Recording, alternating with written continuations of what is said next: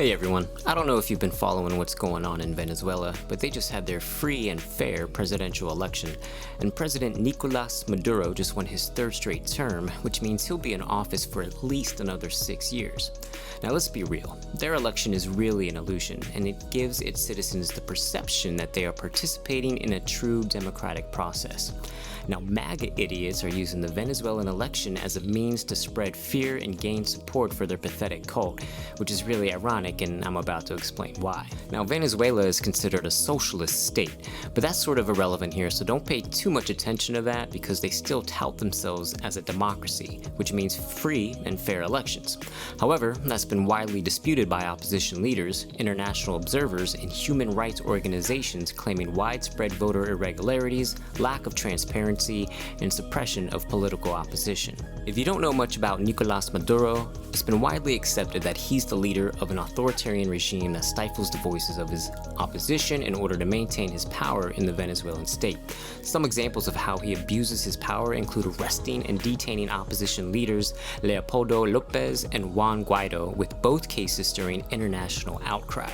Lopez was sentenced to 14 years in prison, but was eventually released after 3 years due to health concerns and was put under house arrest. Maduro also isn't shy at all about using deadly force against his own citizens.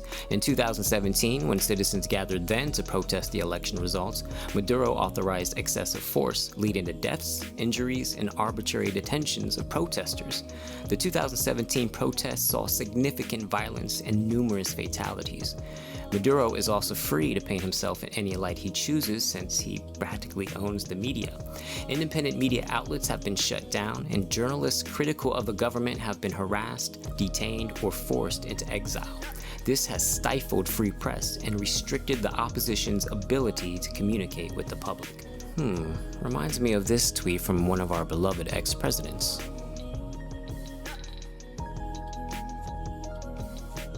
So how are the MAGA weirdos using the situation in Venezuela to fuel their own army? Well, let's take a look. MAGA nutjobs love to throw around words that they don't actually understand but believe will trigger a fear response in anybody who listens to their bullshit in order to garner their support. Words such as socialism or communism. But we all know how America turns into Venezuela, and it's not by electing Kamala Harris. No, we all know how that happens, and the pansy MAGA camp knows this as well. Vote on election day. I don't care how, but you have to get out and vote. And again, Christians, get out and vote just this time. You won't have to do it anymore. 4 more years, you know what? It'll be fixed. It'll be fine. You won't have to vote anymore, my beautiful Christians. I love you, Christians. I'm a Christian.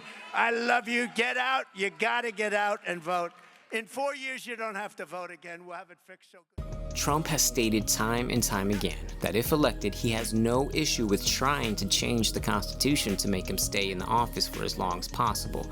He's made it very clear just now that if elected, he will make sure that his followers will never have to vote again. That's scary to think about. His threats to punish his critics and opposition parallels perfectly with Maduro's vision, and it's no wonder why. Trump is a psychopath and is hell-bent on taking back power and holding on to that power for as long as possible. Russia 2.0? The only party that has ever hinted at controlling the government is the Republican Party, specifically the MAGA Girl Scouts. The only threat to our democracy comes from the people who already tried to overthrow it.